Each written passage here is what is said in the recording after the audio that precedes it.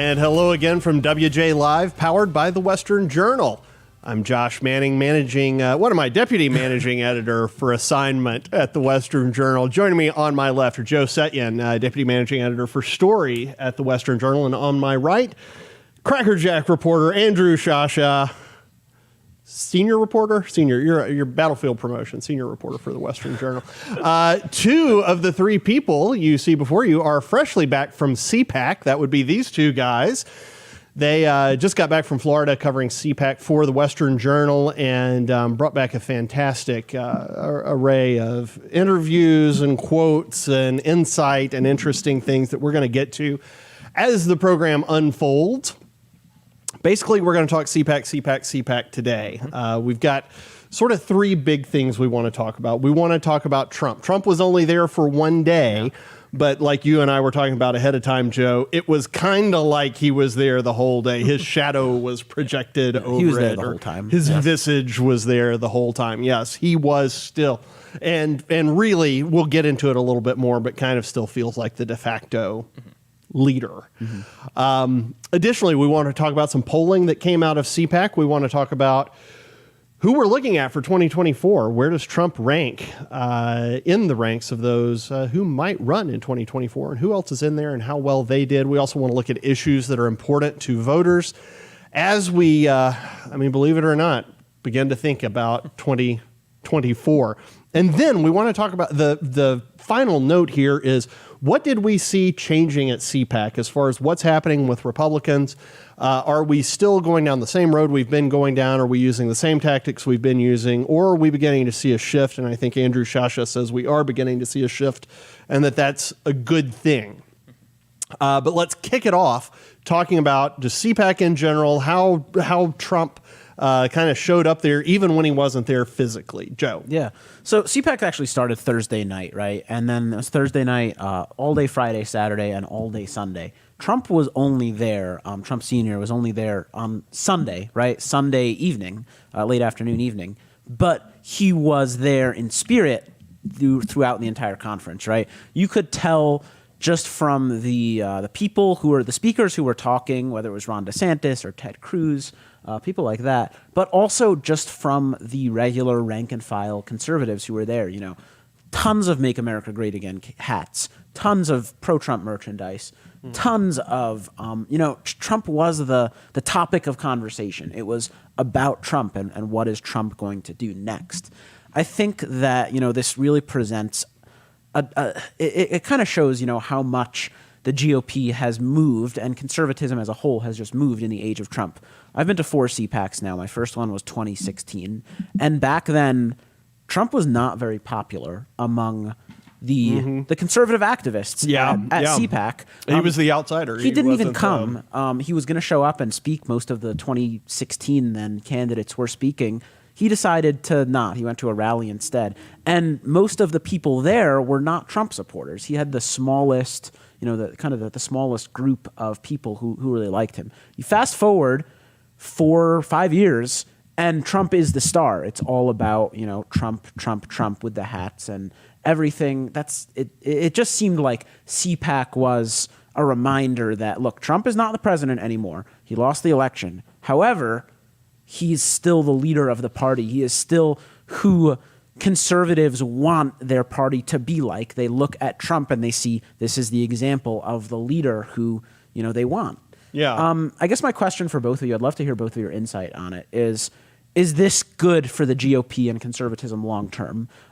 Is it good that, the former president is the de facto leader of the party? The one last thing I'll point out is Matt Schlapp, who's the chairman of the American Conservative Union, and they put on CPAC. He told the New York Times something interesting. He said, look, when you saw 1988, which is the last time that a sitting president lost his reelection bid, George H.W. Bush was not really seen as, the future of the Republican Party.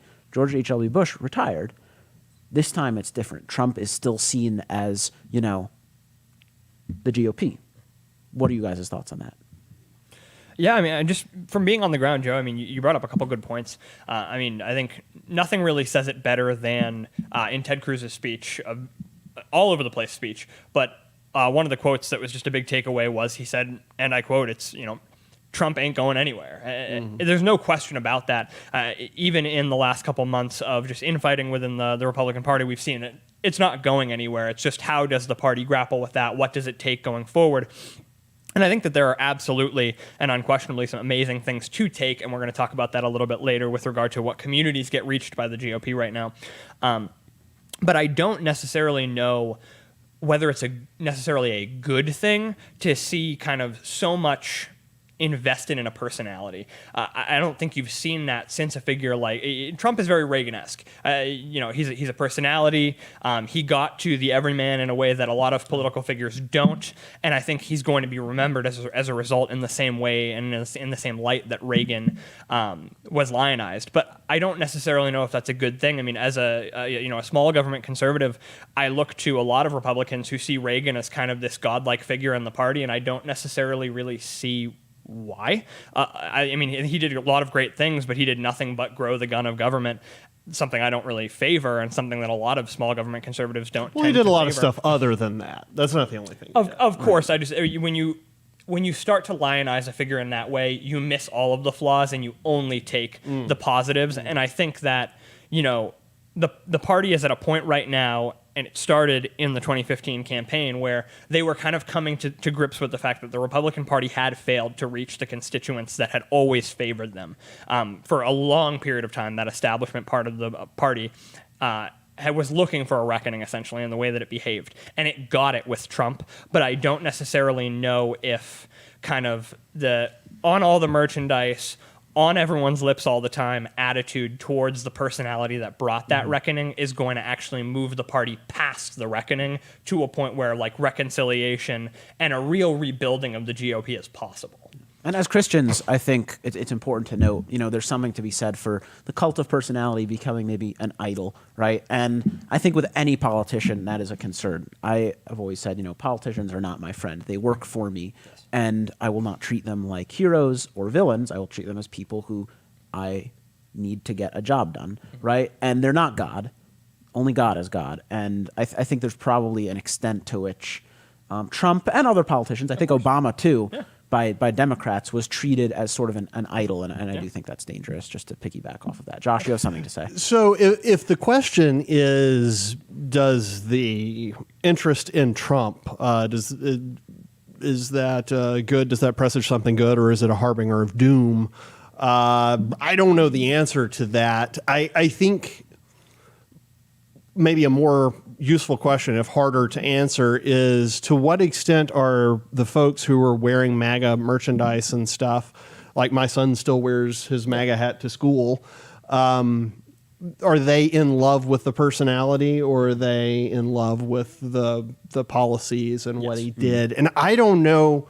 I don't really know how to extricate those two. I haven't thought about that a whole lot. That's the big question. But what was y'all's sense when you look at the polling out of there? And we'll look at that in a minute. It's just astronomical approval for Trump's policies.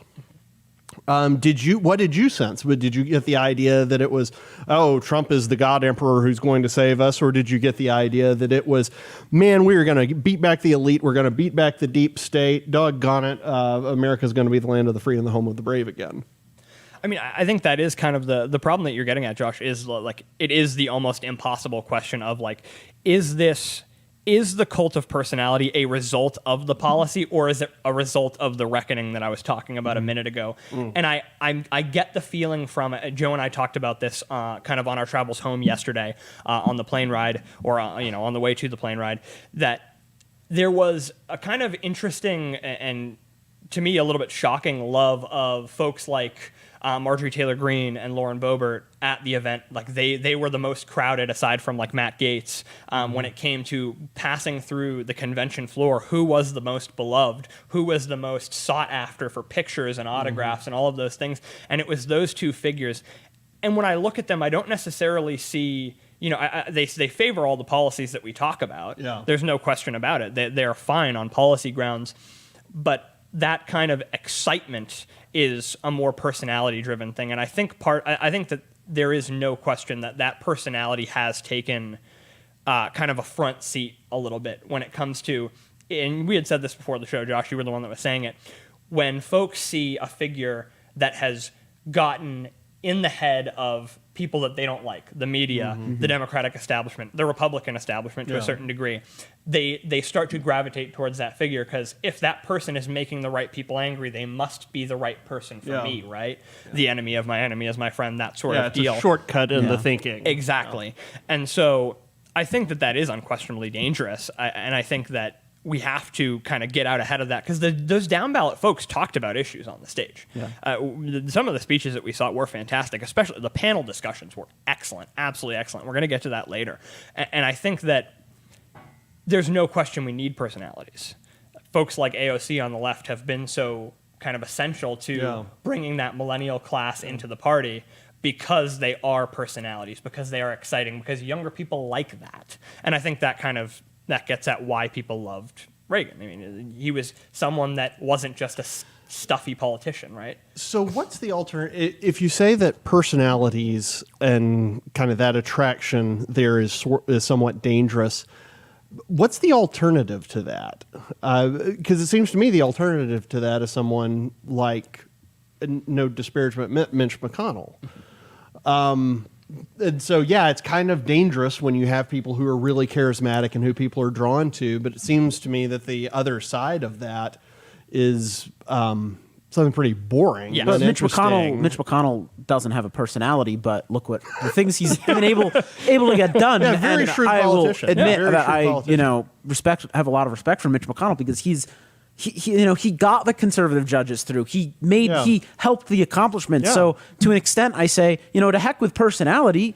Give me the things that you want to get done. Sure, but there's some of that is a result of his having been in the Senate for so long and having gotten to the Senate in really a different world than we live in right now. It's not clear he could win if he ran now. Right. But it's an interesting thing you brought up, that the personality thing can be dangerous, and I agree it can be dangerous.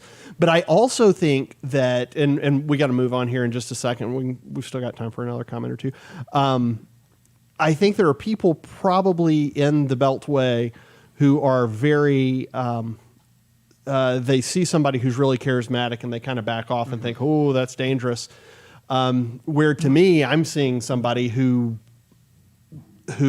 really could be incredibly useful to us, like Trump was. Sorry, go ahead. To kind of strike that, I don't strike the same balance on that issue that Joe does. I don't think to hell with the personality in any way, shape, or form. I had an excellent walk and talk with former Governor Scott Walker when we were at CPAC. Name drop, huge name drop. And he was someone who definitely has a great personality, is definitely a likable figure, someone that you would sit down and have a beer with, would take pictures with, did get swarmed to a smaller degree than, again, the Boeberts, the Marjorie Taylor Greenes, the Matt Gaetzes, but got swamped more than the typical wonky figures and still highlighted, personality has to take a backbench for talking issues. And I think we saw that on stage. Folks like Ted Cruz and Rand Paul kind of strike that balance as well. And I think the question of 2024 and what candidates lead might be a little bit more of who can strike that balance.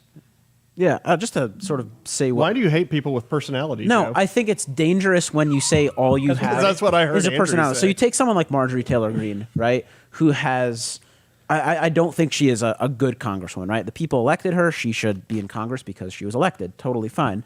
But here's a woman who's expressed some support for literally just unhinged conspiracy theories about Sandy Hook and, some QAnon she's backed stuff. off of those. She has, and she Yeah. deserves credit for backing off of those. Yes. However, I look at, certain people, and then, you also look at the left, and you look at, let's say Adam Schiff, express support for Russian collusion, right? And Adam Schiff is a guy who's just been kind of all about personality, very little substance. Yeah. But Eleanor. I think it is very...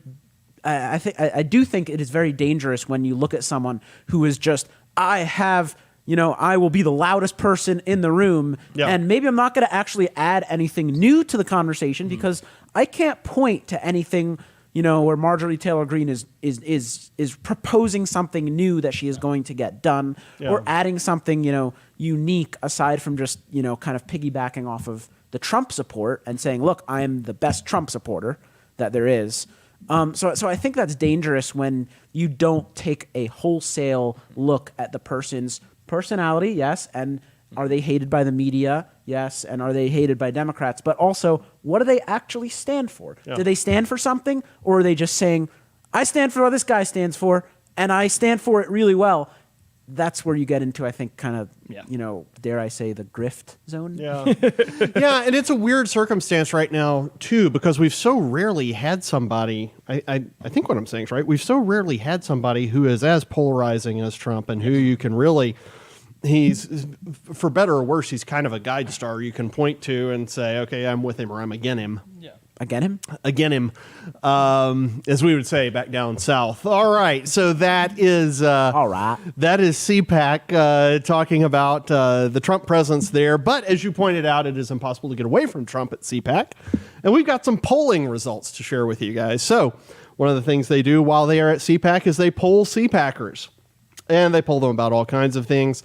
One interesting question, and this may be the question you tuned in to find out about, is if the 2024 Republican primary for president were held today, for whom would you vote? That was the question put to CPAC attendees. And they asked them this question a couple different ways.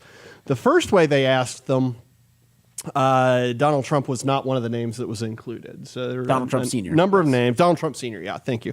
Was not included. Running away with the, I was going to ask you two to guess, but you were there, so you know the answer. Far and away, quadrupling his nearest opponent was Florida Governor Ron DeSantis. 43% of CPAC attendees said, hey, that's the guy, if today were the day, that's the guy I would want. Next up, South Dakota Governor Kristi Noem, and she came in at 11%, and at a modest 8% was Don Jr., Who I don't think is going to run for president. So, yeah, I agree. I don't think he is. Yeah, we could toss him out and we could Not say yet. Pompeo and Cruz were the next two, Yeah. tied at 7 each. So, what is it about DeSantis? I mean, that's huge. You can't ignore DeSantis in this. And Kristi Noem's been a great governor. She's kept her state mostly open, too. What is it about DeSantis? Well, I mean, I think he strikes that balance we were just talking about so perfectly well. The guy with broad shoulders and hard elbows. I mean, he added new things to the discussion when it came to COVID response. His state did a perfectly average job. I mean, we're not talking about, excellent, amazing, fantastic. The people who want to over-defend him, I think, are doing all of us a disservice by saying he was the best governor on the issues. It's not the case. The results don't show that. we all know But Andrew he was- Cuomo was the best governor. Oh, on of the course, the most amazing. Him and Newsom in a tight race for the top. But like DeSantis, he did a fantastically average job. The state did Fantastically. The state Who did great. I'm not I trying don't to even put you think on he the did an spot. average job. Yeah, I don't either. Is there somebody? And I'm who speaking you think strictly is in terms just of like numbers. the- I'm speaking Okay. strictly in terms of numbers. They were right in the middle of the But you road. also got to realize Florida's a huge Is state. a huge state. Yeah. And again, and a very old population. Yeah. I think this poll, we have to recognize, the event was in Florida for the first time ever, so Yes. there may be a little bit of a bias for That's a very these good Probably Florida more figures. Floridians attending than any other state. It's an easy drive for him, so I think that's got to be taken into account. But he did a good job. He did a great job, and he is fun. He's interesting. He'll take those shots at the media when they've been hounding him, trying to say that he didn't do a good job with COVID. So I think he kills for that same reason. What worries me is Don Jr. because I think he kind of reveals the interest of all people in creating like this political dynasty. We hate the Clintons. And the we hate Bushes. the Bushes. Why on earth is there a human We hate interest the Bush dynasty. in creating this kind of But that's a really small. I mean, Oh, eight. yeah. Look, it's just 8%. recency. It's just who you know. So it's like, Donald Trump is the most well-known, probably maybe conservative politician, maybe politician in America. And Donald Trump Jr. is his son, who shares his name, who's very active on Instagram and Twitter Yes. and social media, and he's on Fox News all the time. So of course people, the people know who he is. Yeah. In terms of Governor DeSantis, you have to realize.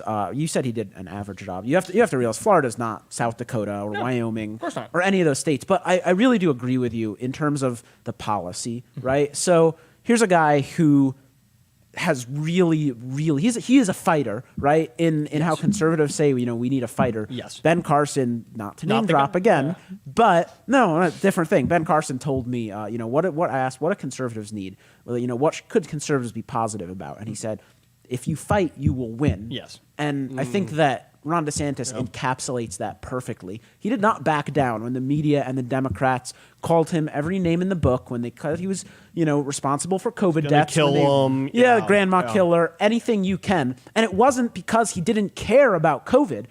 This guy has done a great job with, I think, vaccinations. He's done a great job with keeping the numbers in his state not skyrocketing. Yep. Florida is a not ridiculously, it's a very old state. A lot of senior citizens live in Florida. And yet, he's also not a boring guy. We spoke, Andrew, and I will be done in a second, so forgive me. Andrew, we spoke a little bit about Rick Scott, another guy we interviewed, right? Who's maybe not, he's another Florida Republican, but he's maybe not a culture warrior, right? He's not the kind of guy who can attack the media and attack the Democrats in that way and get away with it. 'Cause, I think it comes off as a little bit insincere because that's not what Rick Scott is. No. Rick Scott is a guy who's going to run your state well, solve problems, have policy solutions, and actually do a dang good job. Yes.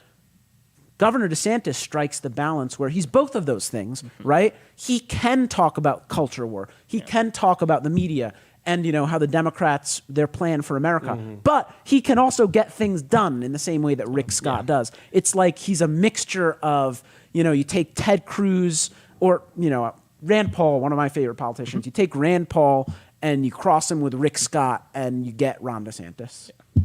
And I think, and Josh, I do want to let you get a word in here edgewise. No, I'm enjoying the conversation. I think if anyone knows kind of why that's important, it is someone like Ben Carson. You got to listen to him because his star shot up and shot back down very quickly in 2015, 2016. And I think the reason for that was he was a soft-spoken, policy straight guy, which great guy, fantastic person, and an excellent, excellent political figure. His ideas were great. But when we're talking about someone who in the second presidential debate, maybe the first presidential debate in 2015, having to say, would someone please attack me so I can get a word in? We're not talking about someone who's going to be able to carry the conversation. Yeah. Well, and that, yes, and I think that's what, that is one of the traits, that is maybe the trait that really did carry Trump. Ultimately, was he was a fighter and a street fighter and wasn't willing to play by the rules that the media had put in place. And I agree with what both of you are saying about DeSantis. Now, interesting, when you put Trump back in the mix, that first poll was with Trump out of the mix. When you put Trump back in the mix, boom, 55%. 55% immediately turn around and say Donald J. Trump would be their choice in 2024. He cuts DeSantis in half. DeSantis goes from 44 down to 21. Still significant. That's still very significant, and who knows if DeSantis would be willing to play second banana there for 4 years. But it's an interesting Can thought. I point something out real quick on that? Yeah, please. Again, I stand by what I said in that, Trump was the star of the conference even though he was not there.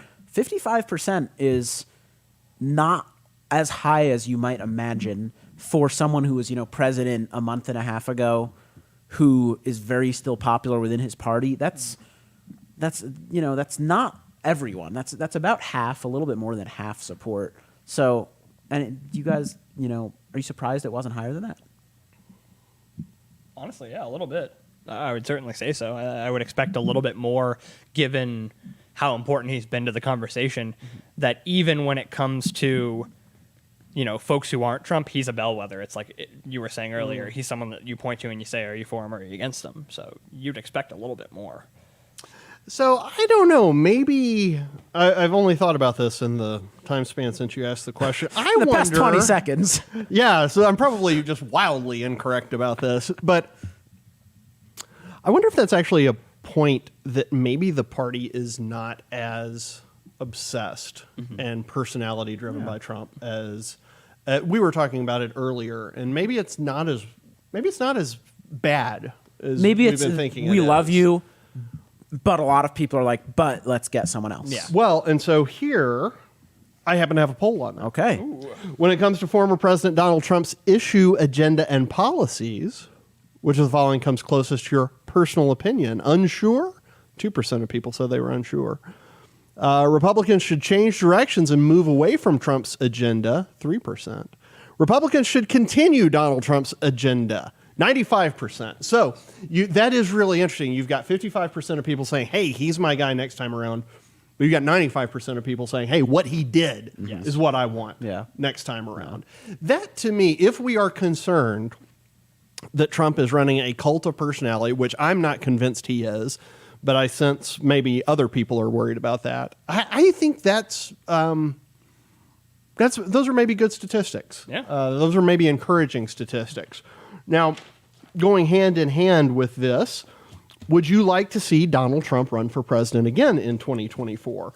17% said they were unsure, 15% said no, 68% said they did want to see him run again. The New York Times phrased that something along the lines of only 68% say they want to see him run again, which I think is really funny since Only 55% said he would be my guy, but 68% say they want to see him run again. Yeah. That's interesting. I'm not Yeah. positive how to explain There's that. 13. Correct my math if I'm wrong, but that's 13 percentage 13%. points Yep. who want to see him run and wouldn't support Yeah, him. yeah. I'm not sure Okay. what that is. Yeah. Keeps the fight exciting. Maybe that's it. Who knows? Most important issues. Then we're going to move on. Andrew, we'll wrap here. But most important issues. Top one, folks were given. They were asked to select 3 issues and to rank order 3 issues. Number 1 issue: election integrity. 62% of people came in with that in their top 3. That's good. That is the issue that we've got to fix. We will never win another election unless we do that. 48% had down constitutional rights. 35% immigration border wall, 32% reopening the economy. The Second Amendment came in with a hair over a quarter at 26. Election integrity all the way. I agree. I think it goes hand in hand with constitutional rights. If we don't un-California the country, because essentially what the Democrats did was they used California as a template in 2018 and then expanded it across the country. If we don't fix that, if we don't stop H.R. 1, then we're in real trouble. So anyway, I do think it's a good sign. Republicans, I think, are thinking in the right direction. And unless anybody has anything else to say about that, we will shift over and we will talk about where Republicans are heading from here. We talked about some polling stuff, but you've got an interesting take on really, Andrew, how the party is moving forward as far as outreach and connecting with new people. Absolutely, yeah. No, there's no question that when it comes to the issues, Republicans are at least making good headway when it comes to messaging. Before we get at that, however, I actually do want to stop. I want us to take a break, take a quick breath here, and I want to get our readers' ear on something pretty amazing that we're working on here at the Western Journal with a partner of ours, trying to make something good of a pretty rough situation. The news of Rush Limbaugh's death, conservative political media hero for a lot of us, even if he wasn't your hero. For me, the folks who he created were my heroes. Josh, I know you were kind of one of the Rush babies, someone who listened to Rush. That's right. I am up. one of your heroes. That's right. And then for the younger folks who Rush influenced them. Yeah. And so we were all kind of shocked and just incredibly saddened by Rush Limbaugh's death. And so here at the Western Journal, we've partnered with Patriot Depot, and Patriot Depot is going to be doing an amazing thing where they're going to give our readers an opportunity to purchase a shirt that says, "Thank you, Rush Limbaugh." These T-shirts, we're putting them up on the screen here for you. They're actually going to, we're going to see Patriot Depot give a portion of the profits for these T-shirts to a wonderful organization that Rush Limbaugh himself donated generously to, the Leukemia and Lymphoma Society. He raised millions for them yes, over the years. Yes, he did. Yeah. And so we're going to see hopefully something good come of this, and we're going to see some folks who were impacted by Rush Limbaugh, who are saddened by his death. Hopefully, if you guys want a shirt that just says thank you and that you get to wear him on your shirt and say, this is someone who influenced my life and influenced my politics, influenced my outlook on the world. That money is going to go to a good cause, and you're going to be able to show your friends, this is someone I support, this is someone who changed things. So a great way to show your support for Rush, irritate the liberal you run into at the grocery store, and hopefully help find a cure for leukemia, and for a really terrible form of cancer. This is off the beaten path. You didn't hear a peep out of the media, mainstream media, when he died about his philanthropy, the millions of dollars that he donated to various causes, including this one. You didn't hear anything about that. Didn't he give I think he gave 100,000. Was it to St. Jude for John Rich's? I'm not sure, but I think it was for so. John Rich when he was on The Apprentice. Very generous guy with his money. Yeah, very, very neat stuff. So if you want to celebrate Rush's life, if you want to tick off your liberal neighbor, or coworker, or you just want to give a little bit of money to a fantastic organization, we would love to have you be involved. Yeah, in give that. a look to the link in the description. good, Andrew. Thank you for our listeners. Thank you to Rush. Thank you to Patriot Depot for that excellent partnership and an excellent idea. Moving forward with kind of seeing some excellent political ideas go to communities that have been kind of underserved in the past. We saw this weekend at a couple of panel discussions highlights on how the Republican Party and how the conservative movement can do outreach to communities that have been kind of underserved by the establishment in the movement for a very long time. Among those groups, the Black community certainly comes to mind. We got to speak with Maj Toure from Black Guns Matter, who is essentially an organization that goes into Black communities and talks about the importance of the Second Amendment, of legal gun ownership, and Very cool guy. responsible gun ownership. An absolutely excellent guy. Not your typical primed and proper figure, and I want to say that that's what his panel kind of got at. We're going to show a clip here in a second of Shamika Michelle, who is one of those panel guests for him, just talking about the fact that, and I want to get your guys' input on this after the clip. Essentially, one of the discussions that got had was that conservatives need to essentially say, it's the conservative values that matter, not necessarily the conservative appearances that matter going forward. Yeah. And that essentially blue bloods yeah, and folks limousines need to and these start things, reaching out to folks who might not be the traditional looking or the traditional sounding conservative and kind of manifest and grow their conservatism to kind of water that flower in those communities. And that's going to take, Shamika Michelle said, and Maj Toure said to me as well, that's going to take kind of an emphasis and a willingness to prop up and kind of put behind the camera and behind the mic some figures who are also speakers who don't speak like traditional conservatives. We need to reach out to the community with members of the community who reflect that community. And so we're going to show you that clip right now. I think they've been able to do that by being more inclusive. And I think that's something that we can learn in the conservative party. There's not just one type of Black conservative. And I feel like that's where we failed over the last 4 years. We propped up one type of Black conservative, and just because white people like them, it was like, oh yeah, we love her. Oh gosh, she has her own thinking, oh yeah, woo. But that wasn't necessarily who the Black people really identify with. And I like to kind of make this analogy. A lot of people are familiar with the Fresh Prince of Bel-Air. Yeah. Now this is a story all about how my life got flipped, turned upside down. Okay, just say Carlton and Will were both conservatives. Carlton could go to Bel-Air and he could talk to the people of Bel-Air all day long, but you could not send Carlton to Philly to talk to those people. You would have had to send Will to talk to the people who had the same type of life experiences that Will had. So when it comes to conservatives, being conservative, stop propping up Carlton Banks thinking that Carlton is going to be the one to be able to communicate with the wheels of the conservative party. You're going to have to prop up the wheels so that they can speak the language that people understand and share experiences with. And I think that's how we fail. I feel like the Democrats do a very good job of making sure they have people that represent all around. And that's what we need to do better as conservatives. You can't take Carlton to Philly going, it's not unusual. No, that's not going to work. And to Excellent. So Shamika Michelle got at that. After this, Angela Stanton King also kind of got at it with a very similar take. We've seen, and we talked about earlier, Donald Trump was a figure who was very much adored because he wasn't an establishment politician. He spoke the language of kind of those average Americans. And so we're seeing here that we're talking about, we often say and we often criticize the left for saying that Democrats try to kind of monolithize the Black community and say that all Black folks look and think like this. And we criticize them for that endlessly. Conservatives then put kind of the camera on folks like Candace Owens, folks like Ben Carson, who we spoke of earlier, folks who, they may have fantastic ideas and they may have they may appear fantastically, they may speak fantastically, and they may be just the right cup of tea for some of us. But Shamika Michelle gets at a very good point here, at least to me, that, sometimes you do need to send folks who are unpolished to speak to, different communities, and to, Trump got at the rural voter in a way that the establishment Beltway conservative hasn't before.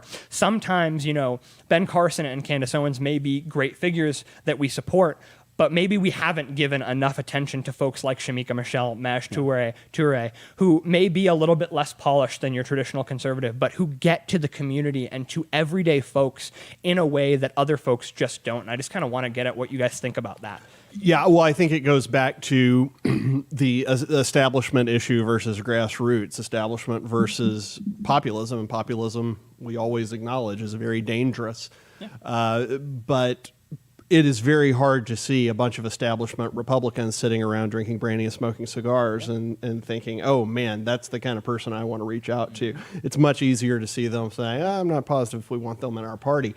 And that is exactly the opposite perspective. Because, man, it has always baffled me why the racial divide is there.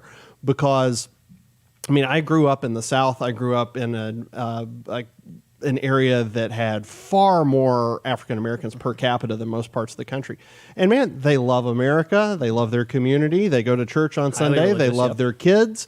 They are trying to figure out how to get by. And that is a concern of pretty much every average American out there. We have got so much more in common than we don't have in common. And to the extent that we think that we are split group-wise, we have fallen for a Marxist lie. We are not that different. We are Americans, and we ultimately want the same thing. And that the Republican Party is waking up to that is incredibly encouraging to me. Yeah, and I will say, look, I think what she said was so important about, you have to realize that I spoke about this on the podcast a few days ago. We are not black, which doesn't mean we are any worse, but it means that we do not have the experiences of black culture or, any of that stuff. So we do not understand the issues that the black community faces like a person who grew up in a black community would. I don't think there's anything particularly controversial about saying that, correct? You understand a culture when you grew up in that culture. That being said, I think that there may be a tendency, to focus on one or two single issues when it comes to the black community and call it a day, right? So focus on fatherlessness, which is a huge issue in the black community. Of course. And basically, hey, got to fix that, and then we'll call it a day, right? And obviously, that is an issue that I think needs to be addressed. Most people would agree with that. That being said, you have to also look at issues that are important to that community. My example would be criminal justice reform, right? The black community feels that they have been mistreated by our justice system, for a long time. And I think that President Trump and the Trump administration, Republicans to an extent, especially 2 years ago, did a really good job of saying, okay, let's talk about it. Let's find a solution that we can get, bipartisan agreement with.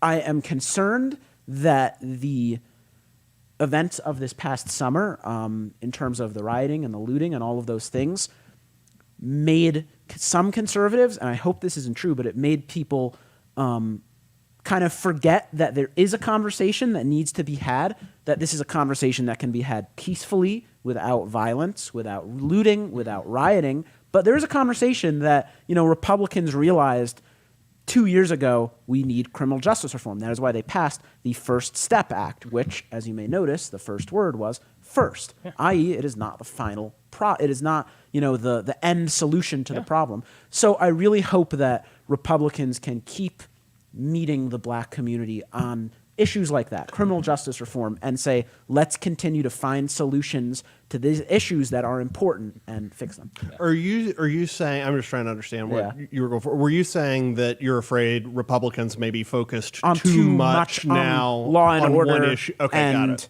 I worry a unipolar thing. I worry that the actions of who I will say the people who really care about the criminal justice system really, really want reform were not the ones rioting or looting. Many of the ones rioting or looting were people who wanted attention, who wanted something to do. Yeah. They were really, really, bad. That was very bad. The people who are serious about having a conversation about reform weren't the ones who were doing that. And we need to realize that those people are still out there. Those people are still willing to have a conversation.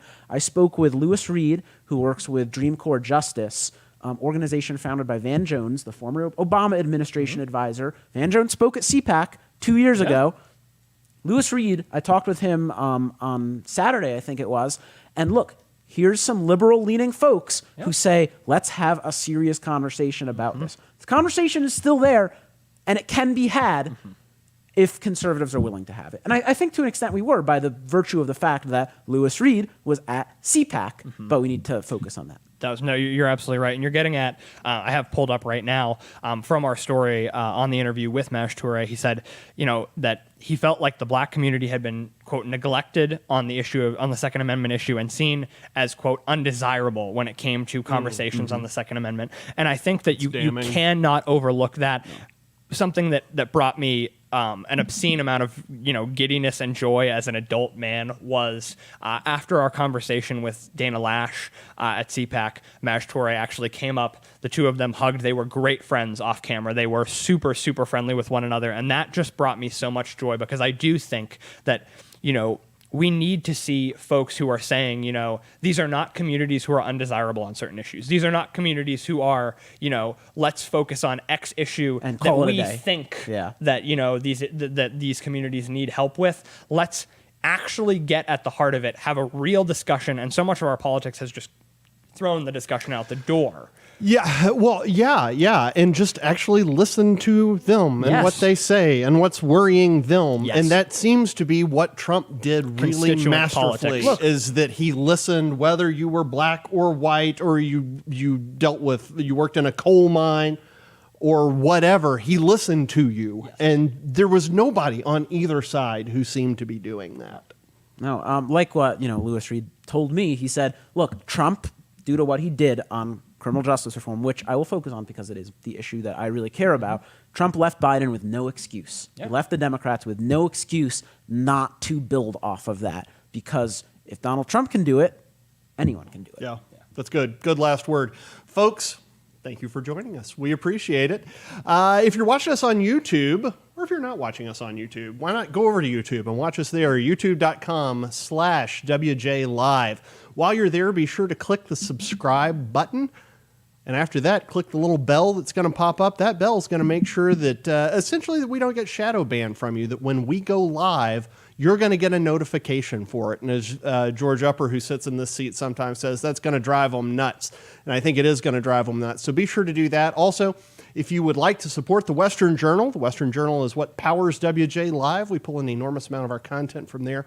We would love your help there. You can go to westernjournal.com/join, westernjournal.com/join. There's several ways there. You can partner with us to help fight back against the left, to help fight for America, to fight back against big tech, and to fight to make America the kind of place we know it has been and it can be again one day, and we can actually improve on it. Folks, that is all we have time for today. For Joe and for Andrew, I'm Josh Manning with the Western Journal on WJ Live. Thanks. We're going to see you tomorrow, 5 p.m. Eastern, 2 Pacific. The Western Journal has rolled out a brand new subscription model designed specifically for readers like you, who want the unvarnished truth that the establishment media won't tell you. Our multi-tiered plans give you exactly what you want and help us fight fake news during this, the most important election of our lives. Become a subscriber to the Western Journal today and unlock exclusive features you won't find anywhere else. It's easy. Just follow the prompts in this video to join us in equipping readers with the truth.